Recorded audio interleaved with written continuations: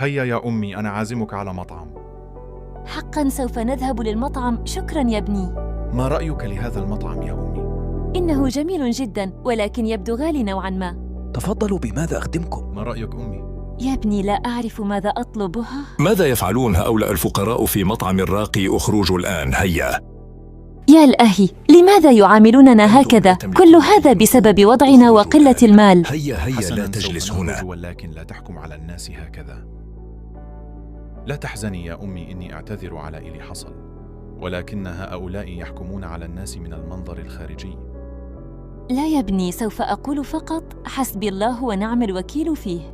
يبدو علي الفقر، ولكن لا يعلمون أن أبي توفى، وأني أسدد ديونة لكي يرتاح في قبرة. هيا، رد على الهاتف. أيها الغبي، تعال، لقد تعطلت سيارتي. تعال لكي نذهب للورشة بسرعة. إن المغرور تعطلت سيارته، ولا يعلم أني أفضل شخص يعرف في تصليح السيارات في هذه الورشة.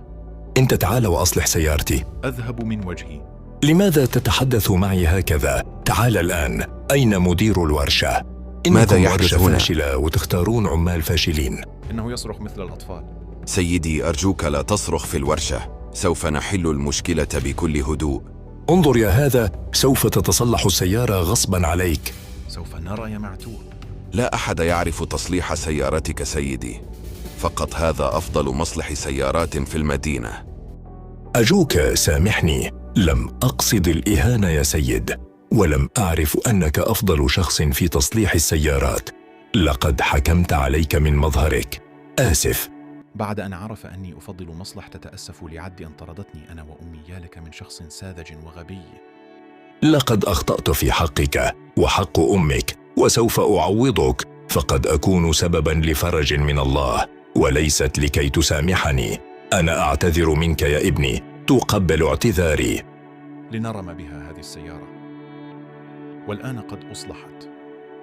يا لك من خبير رائع، شكرا لك، شكرا. على الرحب إنه عملي. والله إنك تستاهل أحلى مكافأة، لأن هذه السيارة جدا عزيزة علي.